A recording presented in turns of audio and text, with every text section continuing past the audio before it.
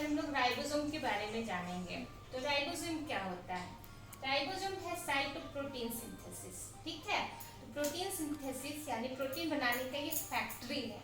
और राइबोसोम भी दो तरह का पाया जाता है, 70S राइबोसोम और 80S राइबोसोम। तो 70S राइबोसोम जो है वो प्रोकैरियोट्स में पाया जाता है। 80S जो है हम यूकैरियोट्स, ह्यूमंस यूकैरियोट्स में आते हैं, तो उसमें 80S पाया जाता है।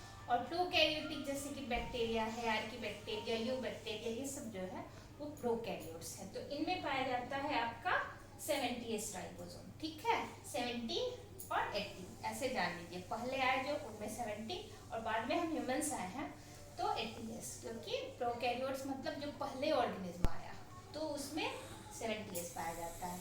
और इसमें भी दो सब यूनिट होते हैं। ठीक है, और राइबोसोम को नापने के लिए, मेजर करने के लिए जो यूनिट है वो ना, वो स्वीडबर्ग यूनिट है। ठीक है, इसीलिए इसमें लिए लगा हुआ है 70 और ये कैपिटल एस यानी स्वीडबर्ग यूनिट और 80S। ठीक है, उसके बाद ये जो हम सब यूनिट देख रहे हैं ये दो सब यूनिट से बना हुआ है राइबोसोम, एक लार्जर और एक स्मॉल, एक स्मॉलर और एक लार्जर।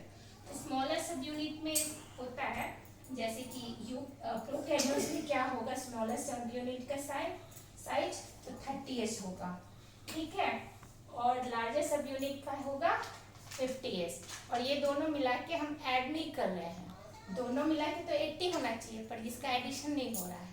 ठीक है, ये एक यूनिट बना दिए, तो इसको दोनों को मिला के करेंगे 70S ही पढ़ेंगे, ना कि 80S। कंफ्यूजन यहाँ नहीं क्रिएट करना है। और यूकैरियोट्स में हो गया है 80S राइबोसोम। तो राइबोसोम क्या का बना होता है? राइबोसोम में होते हैं प्रोटीन होते हैं राइबोसोम में, और आरएनए होता है, आरएनए। ठीक है, तो हमारे ह्यूमंस में और प्लांट्स में दो तरह के राइबोसोम होता है। एक राइबोसोम जो साइटोसोल में पाया जाता है, जो कि या तो फ्रीली मूव कर रहा होगा जैसे कि स्कैटर्ड होगा। ठीक है, तो फ्रीली मूव भी करता है, और कुछ इंडोप्लाज्मिक रेटिकुलम पे अटैच करके रखता है। तो ये जब अटैच हो जाता है ना, तो ये बाउंड राइबोसोम है, तो इसको कहते हैं रफ इंडोप्लाज्मिक रेटिकुलम। जब राइबोसोम नहीं रहेगा ना अटैच इंडोप्लाज्मिक रेटिकुलम पे, तो उसको बोलेंगे स्मूथ इंडोप्लाज्मिक रेटिकुलम। लेकिन जब अटैच हो गया राइबोसोम तो उसका सरफेस रफ टाइप दिखेगा, तो इसलिए इसको पढ़ेंगे रफ इंडोप्लाज्मिक रेटिकुलम। तो ये क्या है, साइटोसोल के अंदर राइबोसोम है, और राइबोसोम क्या है, वो प्रोटीन बना रहा है। जो भी एमआरएनए है ना उसमें कोडिंग होता है।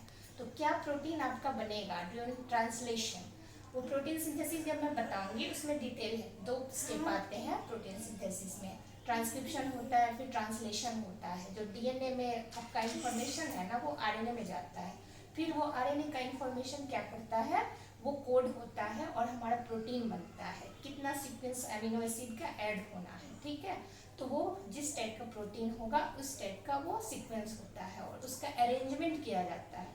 और ये सब काम किस में होता है, राइबोसोम में। तो राइबोसोम रीड करता है इंफॉर्मेशन को और उसके अकॉर्डिंग बनाता है हमारा प्रोटीन, इसलिए इसको बोलते हैं प्रोटीन का फैक्ट्री। ठीक है, और ये राइबोसोम बहुत ही इम्पोर्टेंट है।